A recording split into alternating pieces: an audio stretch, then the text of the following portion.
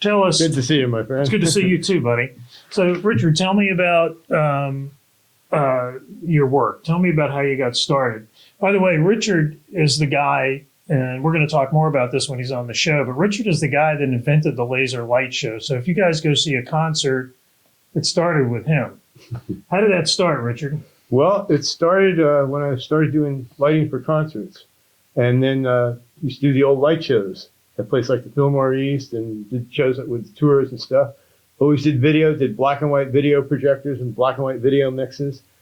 And then I was selling and designing stuff for Edmund Scientific. The catalogs. I remember Edmund Scientific. I was like 12, 13 years old, and I used to order stuff from their catalog. The back of comic books, Edmund Scientific and everything. Well, I was designing some light show stuff for them. Went down to pick up some equipment and saw this little helium neon laser and said, I want one. And they said, well, what are you going to do with that? And I said, I have some ideas. And I got home, glued a mirror on a speaker, and bounced it to the music. And so what you're saying is you had like a speaker, like say this was a speaker. Excuse me, all. I took my stereo apart. So you had like exposed speakers in the cabinet? Yeah. And then you glued little mirrors to it? Did you get the mirrors from Edmund? Oh, yeah. I got front surface mirrors, so the laser would have the most efficient See, y'all, back in the mid-'60s, there was this company out of New Jersey, right? Yeah. It was Edmund Scientific Company. And, you know, as a young hobbyist, we would buy stuff from it. Like when I was a kid, back then you could buy sodium nitrate, sulfur, and charcoal powder, mix it together and make gunpowder. Did that with their chemistry kits? That's right. And then you could buy underwater fuse. Now it'd be like, you'd be a crazy man. And the CIA would become knocking on your door. And I bought Tesla generators that would shoot lightning bolts. I definitely bought one of those to try. Is that why your hair was white when you were 12, wasn't it? From doing that? Oh, yeah. Hit that generator and went straight up. Looked like Einstein for a little while. So you got the laser and then you glued little mirrors on the speakers and you just shot some rock and roll through there. Yeah, I probably Pink Floyd is probably the first thing I shot through there to watch it, and it made patterns. And I realized if I aimed it at two speakers and glued them on mirrors, you could make geometric patterns and change them by the speed of the motors. And then I found a company that could actually help me draw pictures with the lasers. They would move, they TV scanners would move the lasers horizontally and vertically. And July 4th, 1975, over the Statue of Liberty, I did the first laser sky show. The laser I had to get, when I went to buy the big laser, they weren't sure they could sell them to me because they were only selling to the government or to big industries. So I got a hold of one, and we advertised the Superman movie for the assault kind. They paid for the whole thing. Wow. I had 2 hot air balloons with a screen hung between them, and shot lasers on fireworks and on clouds and everything over the Statue of Liberty. But how did it all hook up with the Who? Well, I met the Who open up for Herman's Hermits and started working for them and doing light shows. And they just loved the lasers. And they at one time owned more lasers than the British government. And John Wolfe, when I first met the Who, John Wolfe was a manager and then became almost a manager of lasers too, that went on the road with them.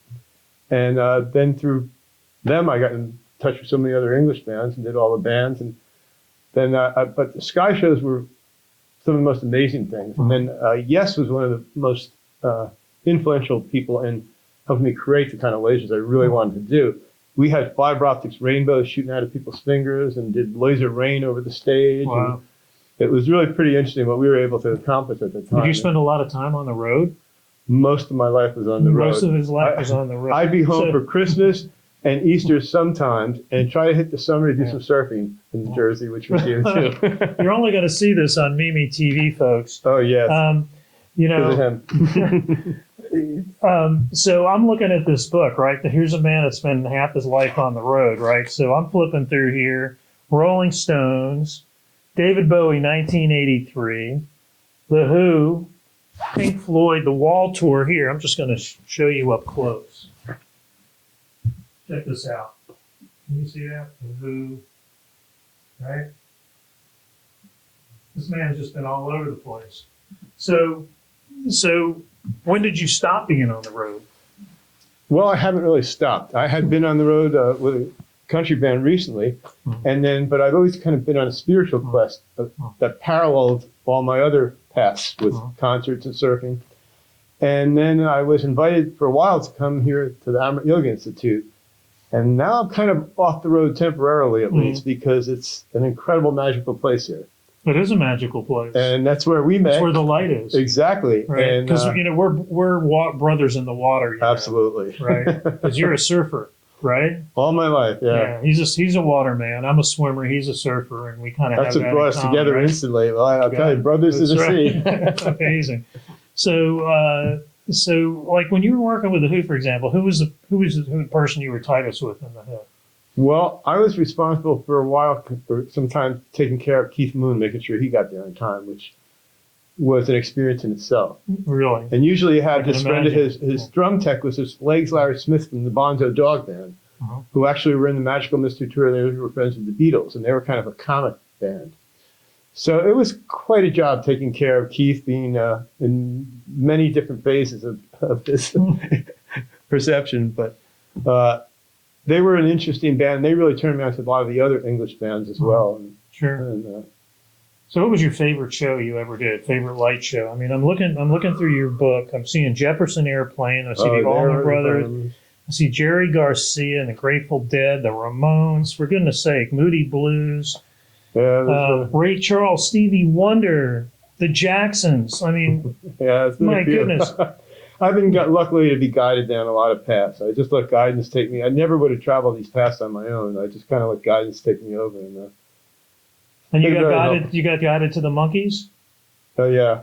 You did a Monkey show? Well, I did the Monkees and Jimi Hendrix when they were together way back when too. A lot of people don't know that. A lot of people don't know. And people didn't like Jimi Hendrix at that. They were waiting for the Monkees at that show. They were waiting for the Monkees. Do you know? Can you tell a little bit about the story about the relationship between the Monkees and Jimi Hendrix? Well, because they were open. Hendrix was opening for the Monkees, right? Was opening up for the Monkees, and it was all teeny boppers who watched the Monkees show. I was one of them, and so was I. And then Hendrix came out, and just the audience didn't quite know what to make of the music then. Years later, they bragged that we saw Jimi Hendrix way back then, but they might have booed at him at that show for sure, because that and when the band backed up Bob Dylan was another experience that people weren't too sure about. And Rick Danko from the band was a very good friend of mine. I was there when that happened too. And you never know with a concert, Yeah. And you never know who's going to make it too. Yeah, it's true. It's an interesting fact to it that there's when you think of Jimi Hendrix and you think of the Monkees, they're just completely different genre of music. I think one of the most interesting shows I did with Hendrix was in Newark, New Jersey during the riots, and where he would not cancel the show during the Newark riots, so we went down and did that show, and it was very intense. It was great show, So how does it feel looking back, bringing all this light into the world, so to speak? Well, it's fun because I'm starting to realize that many of the things I got to do to spread the information and the light and the creative experience I had with others. And I've been doing it here, and it's so wide open here to do that. Like we've been sharing our creative experiences here. It's been amazing. It is kind of amazing because, as soon as, we met over here at the editing suite over at the Amrit Institute studios here, where we're sitting right now. And as soon as he said Edmund Scientific Catalog, it was all over. And then surfing, and then it was just over at that point. So I mean, what do you think? What is the coolest concert you ever did? I mean, what was the most satisfying show you ever did? I think when we did the Yes shows out in California on the Going for the One tour, the album had become #1, and I had my daughter with me. She was sleeping in Rick Laken's packing case on the stage. Donovan was the opening act, which was really amazing too. I love Donovan. Hurdy-gurdy man. Oh yeah, he had an incredible show. He would open up, and then Yes would come on, and with the Blazers all magically working, I mean, it was. John would walk off, we'd have tears in our eyes with some of the stuff we were able to do with laser rain and disappearing and appearing inside of cones of light and stuff. That, I think, creatively was some of the best. But there were so many interesting ones with light shows. I mean, I had been working with Hair, and through Hair got involved with planning Woodstock, and wound up in Monterey and Woodstock and all these festivals too, helping out and working. So been interesting in how It's just cool just to say you went to Woodstock, isn't it? yeah, especially being there days ahead of time. Mhm. And very strangely, I had to leave Woodstock for one day. I had been hired to do a fashion show at Short Hills Mall in New Jersey. Were you a model?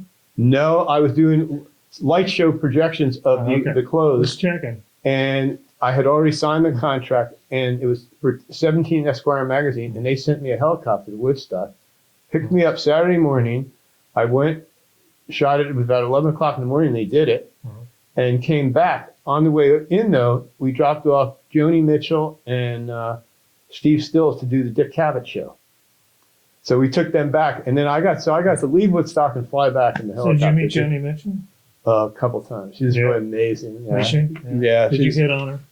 No, but I had a very Tell me the- interesting. tell me the no, truth. no, but I had a very interesting Richard. experience with her. I was doing the Atlantic City Pop Festival, which was Larry Megan, Jerry Spivak, who do all shows in Philly. Jerry was friends with Gerda, with Amra, and we had been. Oh, I didn't know that about that connection. Yeah, Yeah? they were friends as Wow. well, and so we I'm had. learning as we go. Here. Exactly. I'm discovering new stuff. So they did the Atlantic City Pop Festival, which was Yeah. everybody was at Woodstock, much more planned and no rain. Mhm. So it was a great festival. And Joni went on to sing in the middle of the daytime, so I didn't have much to do. So I was sitting right at the bottom of by the stage, and she was singing this song. She said, "This is to one of my boyfriends," and started singing and stopped, started crying, ran off the stage and ran into my arms. So I took her down to a dressing room and just comforted her. You held Joni Mitchell in your arms? Yeah. And she was so sweet and so kind. I felt so almost helpless. I didn't know how to take care of her. Well, but yeah, I you did. know, And it was when a I'm- special moment for me because I always enjoyed her as a performer. I still always did. Yeah. No, she's incredible. And she's the last person I paid to see a concert for was her Yeah. after that. Mhm. And when I got there, because I normally don't pay for concerts, I get passes or know somebody's doing the sound or he gets lighting. passes, y'all. He's got like this. If I'm not doing it, I know somebody is involved with it. He gets passes. So, But like, this is Radio City Music Hall, and I couldn't know anybody, so I bought tickets and I wound up with third row center, Mhm. and I wound up sitting next to Graham Nash for the concert. So it was definitely worth it. But that was the last That's concert I pretty paid for, and that was in the '70s during the gas crisis. That's how far. that is pretty far back. Yeah. So So if I'm like really getting emotional and I'm stressing out, will you hold me in your arms? anytime All right. we do that a lot here Yes, in that's what Florida. we do right? here.